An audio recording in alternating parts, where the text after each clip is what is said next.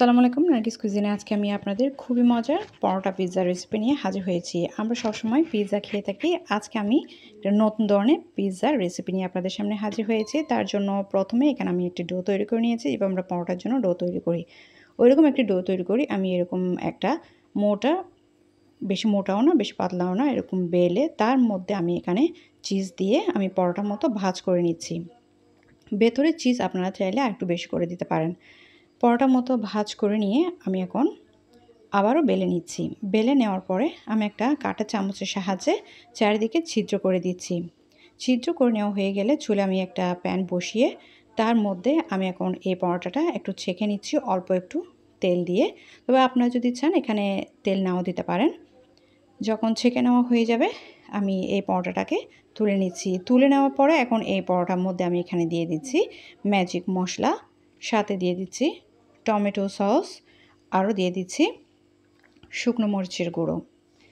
আপনারা টেস্টটা বাড়ানোর জন্য আপনাদের মন মতো যে কোনো মশলা এখানে ব্যবহার করতে পারেন। সাথে দিয়ে দেব অরিগ্যানো।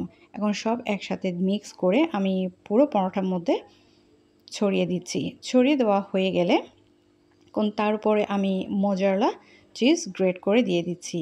চিজের পরিমাণটা আপনারা বাড়িয়েও দিতে পারেন। চিজ দেওয়ার পরে এখন উপরে কিছু টমেটো আর পেঁয়াজ দিয়ে আমি সাজিয়ে দিচ্ছি। আপনারা চাইলে এর উপরে আপনাদের পছন্দের মতো যে কোনো সবজি এখানে ব্যবহার করতে পারেন। আপনাদের যেভাবে সুন্দর লাগে আপনারা ওইভাবে এটাকে সাজিয়ে নিতে পারেন।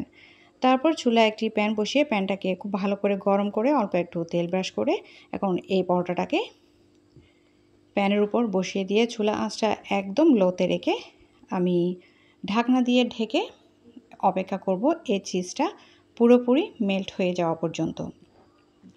আপনারা এই পরোটা পিৎজার মধ্যে আমরা যেহেতু সবাই ছোট করে সবাই পিৎজা পছন্দ করে এবং পিৎজার মধ্যে চিজের পরিমাণটা বেশি দিলে দেখতে লোভনীয় লাগে, খেতেও ভালো লাগে।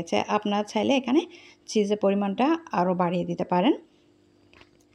তারপর চুলায় ঢাকনা দেওয়ার পরে অপেক্ষা করতে হবে চিজটা পুরোপুরি মেল্ট হয়ে যাওয়া পর্যন্ত 5 মিনিটের মতো অপেক্ষা করলে হয়ে যাবে। যখন চিজটা পুরোপুরি মেল্ট হয়ে যাবে তারপর আমি চুলা থেকে নামিয়ে নিব। একবার নতুন এবং অন্যরকম এইভাবে এরকম একটি পিৎজা তৈরি করে দেখুন, খেতে খুবই ভালো লাগবে।